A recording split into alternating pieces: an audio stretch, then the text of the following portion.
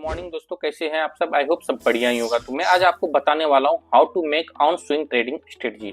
मतलब ये है कि आप खुद का स्विंग ट्रेडिंग स्ट्रेटजी कैसे बनाएंगे, इसके बारे में आज हम बात करने वाले हैं। इस वीडियो से आपको ये हेल्प मिलने वाली है कि आप खुद का स्विंग ट्रेडिंग स्ट्रेटजी बना सकते हैं, जिससे आपको परफेक्ट एंट्री मिलेगी और आप अच्छे खासे प्रॉफिट जनरेट कर पाएंगे। तो चलिए इस वीडियो को शुरू करते हैं। शुरू करने से पहले इस वीडियो को लाइक और चैनल को सब्सक्राइब कर दीजिए।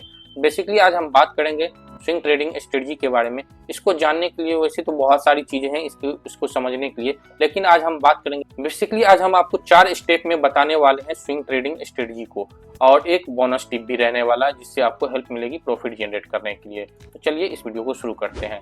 सबसे पहला स्टेप है मार्केट एनालिसिस। मार्केट एनालिसिस क्या करना है, आपको मार्केट के बारे में ये पता करना है कि मार्केट अप ट्रेंड में है या डाउन ट्रेंड में है, इसके बारे में एनालाइज करना होगा। अगर ये आप एनालाइज कर लेते हैं मार्केट अप ट्रेंड में है या डाउन ट्रेंड में है या साइडवेज है, तो इसके बाद आपको क्या करना होगा, आपको उसके बाद मूविंग एवरेज के बारे में जानना होगा। मूविंग एवरेज एक इंडिकेटर है जिसके बारे में आपको नॉलेज लेना होगा। ये एक ऐसा इंडिकेटर है जिससे आप परफेक्ट एंट्री ले सकते हैं। ये आपको एंट्री दिलाने में बहुत अच्छा मदद करता है। चलिए अब चलते हैं स्टेप नंबर 2 पे। स्टेप नंबर 2 क्या कहता है, स्टेप नंबर 2 कहता है आपको स्टॉक सिलेक्शन के ऊपर।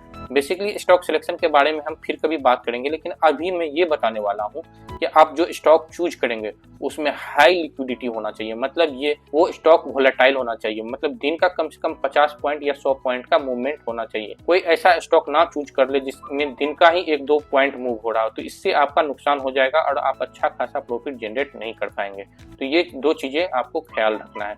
अब चलते हैं तीसरे स्टेप के बारे में। तीसरा स्टेप है हमारा एंट्री का।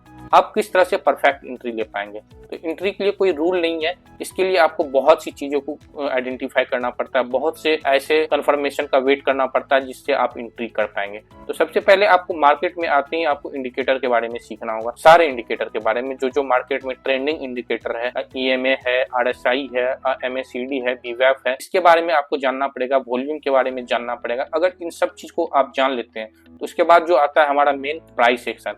प्राइस सेक्शन को आपको समझना बहुत जरूरी है। अगर ये आप नहीं समझ पाते हैं तो आप मार्केट में सस्टेन नहीं कर पाएंगे। Price action and support and resistance, ये अगर आप सीख जाते हैं तो आपको बहुत ज्यादा हेल्प मिलेगा। तो एंट्री कैसे करना है, एंट्री करने के लिए आप कोई भी स्टॉक चूज कर लेते हैं। स्टॉक चूज करने के बाद आप सारे इंडिकेटर को अप्लाई करेंगे उस स्टॉक्स पे। देन उसके बाद आप प्राइस एक्शन भी अप्लाई करेंगे, सपोर्ट एंड रेजिस्टेंस भी अप्लाई करेंगे।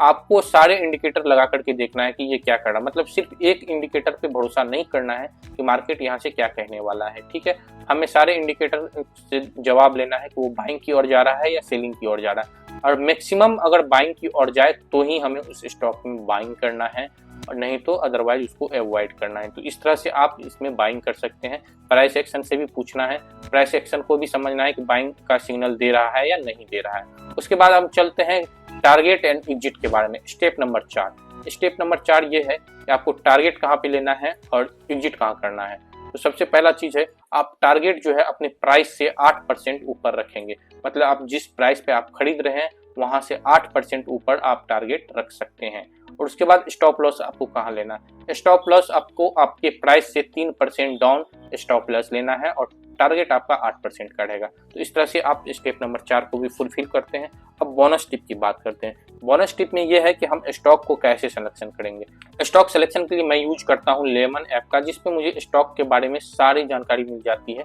कौन सा स्टॉक में ज्यादा हाई लिक्विडिटी है, हाई गेन है, हाई लूजर है, इसके बारे में मुझे सारी जानकारी मिल जाती है और मैं यहाँ पे आके अपना एनालिसिस करता हूँ और मार्केट में अच्छे से प्रॉफिट जनरेट करता हूँ। तो चलिए आज के वीडियो के लिए बस इतना ही था। मिलेंगे आपसे अगले वीडियो में, तब तक के लिए बाय बाय।